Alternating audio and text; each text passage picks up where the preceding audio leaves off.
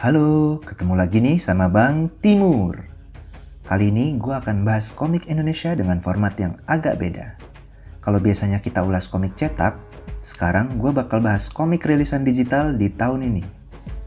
Masih dari Bumi Langit, kita bakal bahas Tiger Dance Spirit of Nusantara Volume 1. Di video ini, gue bakalan ulas komik ini dari mulai profil komik, cerita, gambar dan teks, serta kesan keseluruhan. Sebelumnya, seperti biasa, biar gua makin semangat bikin konten serupa, please comment, like, subscribe, dan share video ini ya. Oke, kita mulai lihat profil komik ini ya. Komik Tiger Dance Spirit of Nusantara ini, kalau diartiin secara bahasa, mungkin kurang lebih tarian harimau semangat Nusantara. Komik volume 1 dengan 48 halaman ini adalah edisi digital yang dirilis oleh Bumi Langit Komik melalui platform Google Playbook. Wih, ternyata ratingnya tinggi juga ya, 4,9 bintang loh di awal Agustus 2020 ini. Kabarnya sih, karena saat ini lagi masa pandemi, operasional percetakan juga terbatas. Jadi, Bumi Langit tetap nyuguhin para fans komik Indonesia melalui Google Playbook. Kabar baiknya, karena ini edisi digital, komik ini portable banget karena bisa dibaca dari HP. Dan karena biaya percetakan ditekan, tentunya pembaca bisa beli dengan harga lebih murah yaitu 10.000 aja. Yang bisa dibayar dengan berbagai cara, mulai dari kartu kredit, GoPay, bahkan pulsa Telkomsel.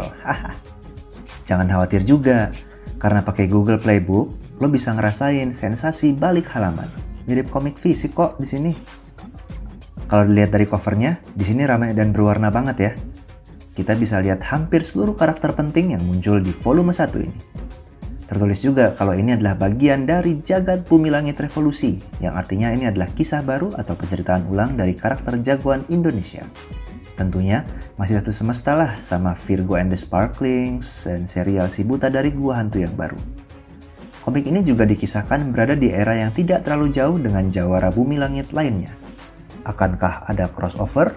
Nah, komik ini dibuat oleh Is Yuniarto baik gambar, termasuk desain cover, maupun ceritanya. Didukung oleh Rizky Ermosmart sebagai editor dan juga Fajar Sungging sebagai narasumber. Setelah Gundala Son of Lighting, gue emang nunggu-nunggu banget sih karya Mas Is.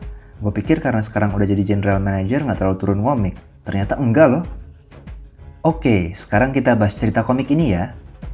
Komik bersetting abad ke-17 di negeri Nusantara ini menceritakan tentang Saka, seorang pendekar pewaris ilmu silat tarian harimau yang melakukan perjalanan untuk mencari sang guru sembari mengikat orang-orang yang bekerja sama dengan pedagang asing. Saka ditemenin sama 3 kawannya, yaitu trio Punakawan, Petruk Irung, Bagong Lambe, dan Gareng Kuping. Tapi di tengah perjalanan, mereka ketemu dengan Vidya Astari, pendekar misterius yang menguasai ilmu silat Sukma Melati dan memiliki senjata keris raksasa pedang naga pualam. Dia berencana menangkap Singa Barong, pendekar sakti yang telah menyerang dan melukai banyak orang di berbagai daerah Nusantara. Di tengah perjalanan, Saka, trio Punakawan, dan Vidya akhirnya dipertemukan dalam suatu kejadian yang melibatkan Singa Barong hingga akhirnya mereka melanjutkan petualangan bersama-sama. Di volume 1 ini, bisa dibilang kita baru dibawa masuk ke bagian setup atau pendahuluan ceritanya, di mana kita dikenalin sama tokoh-tokoh utamanya, baik protagonis dan antagonis, karakter mereka, serta motivasi mereka masing-masing. Walaupun tentunya belum semuanya dijelasin untuk memberi bumbu-bumbu misteri. Untuk karakter protagonis, komik ini ngingetin gua ke komik-komik Is Yuniarto sebelumnya. Saka ngingetin gua sama tokoh Row di komik Wind Rider yang selengean tapi ternyata mendam kekuatan yang luar biasa. Tokoh serupa trio Punakawan di sini familiar juga dengan 3 karakter di komik Garudayana. Dan Vidya juga ngingetin gua sama tokoh Kirana dengan senjatanya Garu yang luar biasa di komik Garudayana. Karakter antagonis utama, Singa Barong, juga memberikan batu sandungan berarti dan menjadi salah satu sumber misteri komik ini. Selain itu, ada beberapa antagonis minor yang gak kalah menarik seperti pasangan musang tua penipu dan para pedagang asing yang menjajah Nusantara. Walaupun belum terlalu terlihat di komik volume 1 ini, nampaknya Mas Is dan tim ingin mengusung tema penjelajahan keliling Nusantara di komik ini. Dibalut juga dengan kisah perlawanan kepada para penjajah di abad ke-17. Bahkan, konsep mencuri dari pedagang asing yang ngetin gua ke tokoh Robin Hood yang mencuri dari para penguasa lalim. Kita lihat aja ya bakal dibawa kemana nih karakter-karakter di kisah Tiger Dance. Dengan penceritaannya mengalir, didukung pace cerita yang pas, nggak terlalu lambat ataupun nggak terlalu banyak aksi juga, komik ini asik dibaca dan bikin gua penasaran untuk nunggu volume berikutnya. Sekarang kita lihat dari sisi gambar dan teksnya ya. Bagi para pembaca komik Is Yuniarto mungkin udah familiar dengan gaya gambarnya.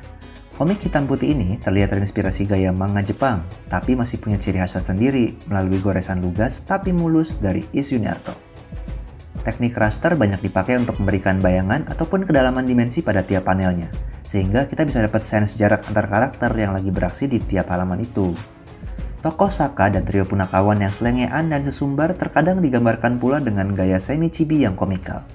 Untuk adegan aksi, walaupun nggak terlalu banyak, tapi terlihat mewah dengan pose-pose silat yang keren banget.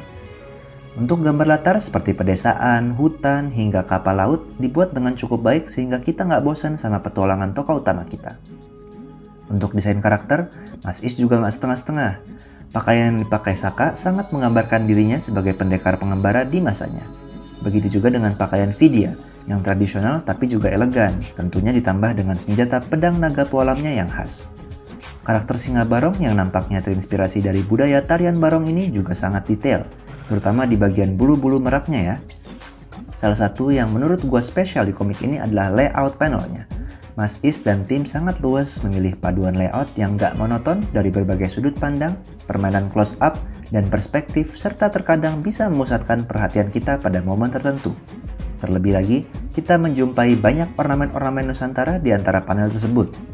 Walaupun saya belum bisa memahami sepenuhnya makna tiap ornamen itu, tapi memberi ciri khas yang unik dan belum saya temukan di komik Indonesia lainnya. Dari berbagai panel dan momen yang memukau, mungkin kemunculan Singa Barong di atas tebing jadi panel favorit gua di komik ini. Silahkan dinilai sendiri nih, gimana permainan raster, perspektif, serta close up membangun momen di panel ini. Untuk teks, dipakai font standar untuk komik di Indonesia pada umumnya. Dan bisa kita jumpai juga berbagai sound effect yang nampaknya bukan ditulis oleh tangan ya. Dialog-dialognya pun nggak terlalu berat, tapi bisa nemuin momennya secara pas, kapan harus agak serius dan kapan harus lucu atau bercanda. Sampai juga kita di bagian kesan keseluruhan. Jadi gimana menurut kalian? Dengan tokoh yang menarik, cerita yang mengalir, serta gambar aksi yang memukau, komik Tiger Dance ini gua harap bisa memperkenalkan budaya Indonesia yang membentang dari Sabang sampai Merauke. Terutama karena latar petualangannya di Nusantara sebagai kepulauan seribu hikayat.